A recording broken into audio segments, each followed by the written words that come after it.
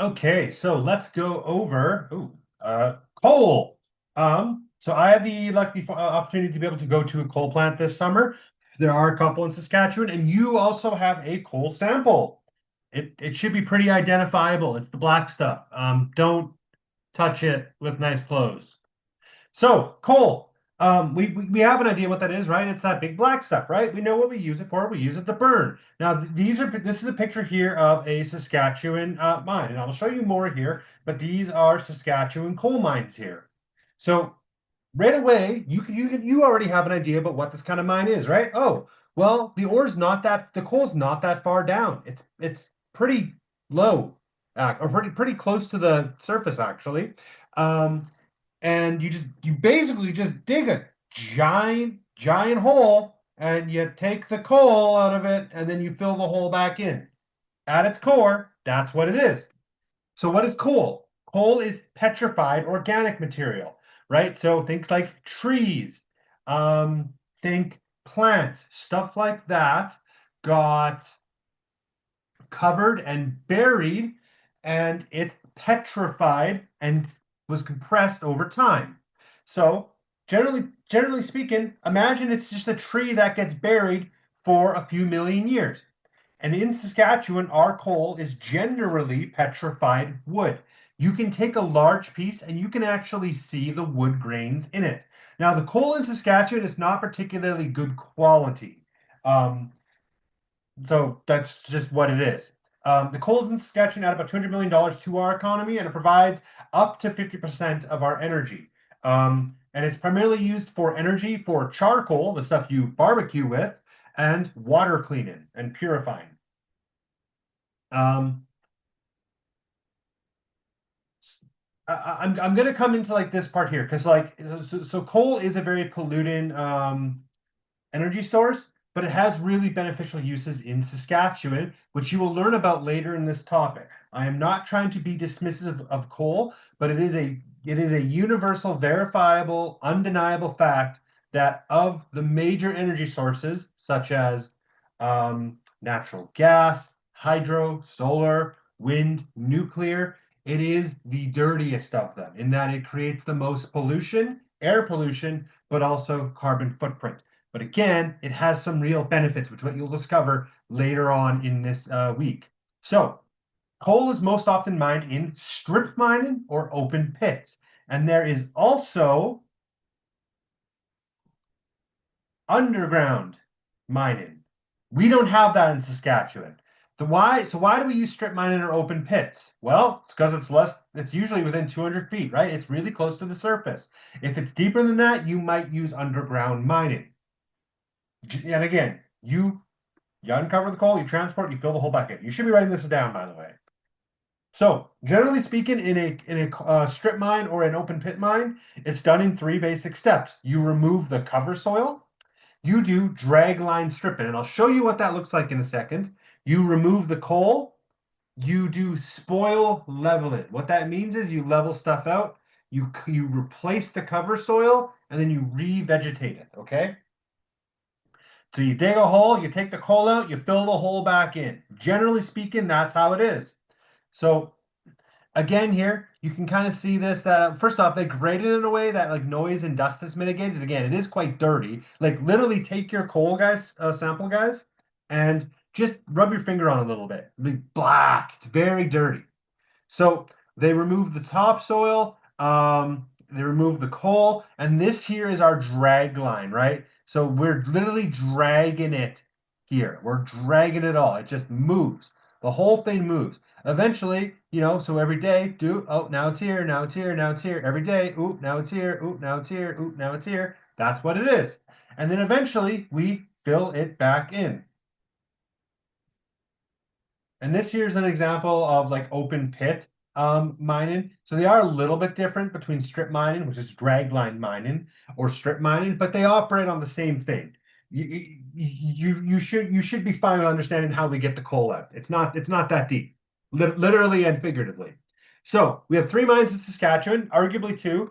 They're all owned by Westmoreland. There's one in Estevan, which is an active pit mine. Then we have the Poplar River mine, which also connects to the Shand Power Station. So I want to talk about those last two, Poplar River and Shand. So these are the only coal mines on Earth, as far as I'm aware, where all the workers go home at the end of their shift. It's a 2-minute drive for them to get to their house, for them to get to work. So there are locals who are employed. Generally speaking, most mines have it where people need to fly in or drive in, for 2 weeks on, 1 week off. Poplar River does not do that. If you are working at that mine, you have to live in the region. So coal is transported 1 kilometer, so not far away, via self-operated world, which is the largest in North America, mind you, to the Shand Power Plant, which then burns it for electricity. And you'll learn more about that specific plant later on this week. So again, this is them operating their cart. You can see here that they're filling it in the train carts with coal. Now, something that's really important to note is once they fill this, they got to empty it quick or that stuff settles and sticks. So I really want to really want to dig into this point here, just because I have some cool photos. Everything in coal mines is freaking massive. The wheels you're about to see are 8 feet tall. I am over 6 feet tall, for reference.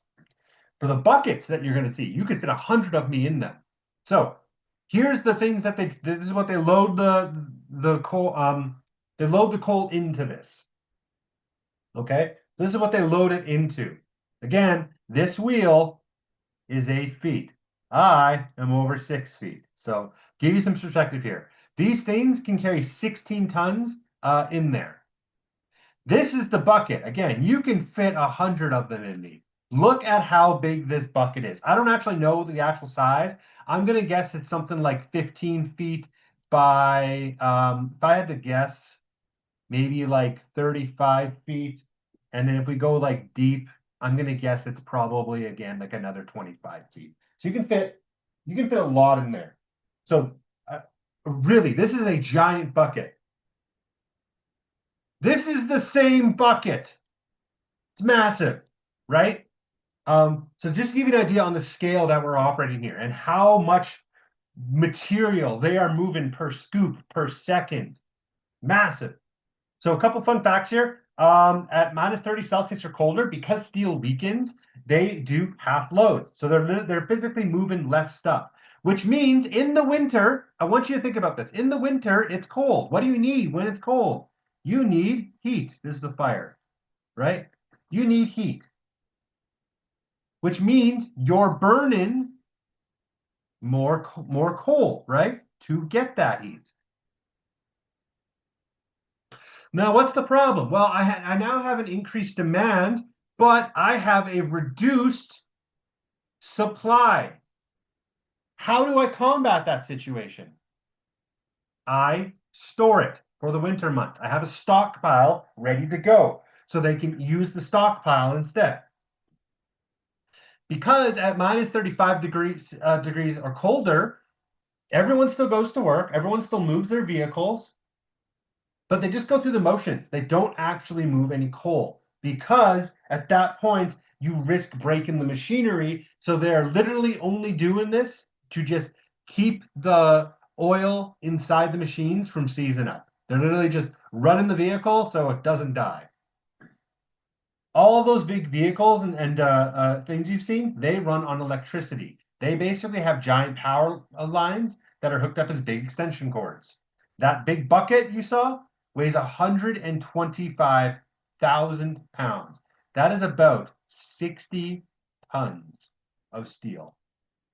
So massive, massive, massive, massive. This thing here runs 24/7 and it moves. It doesn't move very fast, but it does in fact move. It basically works as like little tiny legs. So I'm not going to go into like how they locate coal. You're welcome to Google that. It's not that complex. But once they locate it, the more interesting part here is that imagine you're a farmer. The government and the company and the surveyor, discover that you are sitting on some coal that we want to mine. Congratulations, your land is now mine. You don't get a choice in the matter. I'm taking your land. I'm going to mine the coal out of it. I'm going to reclaim it, which we'll talk about next. And then you get the right of first refusal, which means before I can sell it to anyone else, I have to approach you. Would you like the land back? No? Okay, now we'll sell it. So that's what that means. So we buy the land, they process it, they reclaim it, and then once it's okayed by environmental inspectors, they give it back. The owner declines, it gets sold. So, what is reclaiming? Generally speaking, this is the actual definition, quote unquote, write it down. The land that has been mined for coal must be, sorry, just this, not just coal. The land that has been used for mining operations must be restored in either the same condition or better condition than it was found in before you started digging, okay? Now there's a lot more complexities with that. Like there's certain measurements and stuff. They take measurements before they check wildlife, they check vegetation levels, they check soil quality and so on and so forth. And then they do that after the fact. So once they fill it in with soil, they grow some vegetation. This is to one secure the soil, but also it invites animals back. And all the land, imagine I do this little land here, and then 5 years later I do this one. 5 years later I do this one. 5 years later I do this one. They all slope towards a central point because eventually I will get a nice, lovely pond here. And this will eventually bring trees back as well, is what's going to happen here. So at these mines in particular in Saskatchewan, they have 5 safety rules that can't be broken. If you break these rules, you are fired on site, or you can be fired on site. You cannot be under the influence of drugs or alcohol while working. You must be using fall protection. So if you don't, so you don't have your seatbelt on, you don't use 3 points of contact, you can get fired for that. You have to be wearing your PPE correctly and not tampering that. You can be fired for that if you do. You obviously can't handle explosives if it's not your job. And then when they deal with a lot of electricity, right? Because again, they have power lines to run their vehicles. So they all work with electricity. Electricity is everywhere. So they use a tag system to figure out whether they're working on something or not, whether they're present or not. So they need to be using that all the time. So that's the coal stuff here. The debate in Saskatchewan is huge right now because the government of Canada mandated in 2014 that all coal in Canada would cease production in 2030. We would shut down all plants and mines by 2030. Saskatchewan has gotten an extension for that, and there's a lot of people who support that, and there's a lot of people who are against that. And so your job will eventually be to understand both sides of the argument, and then I want to hear what do you think about it, and why do you think that? So I hope you guys enjoy the rest of this section.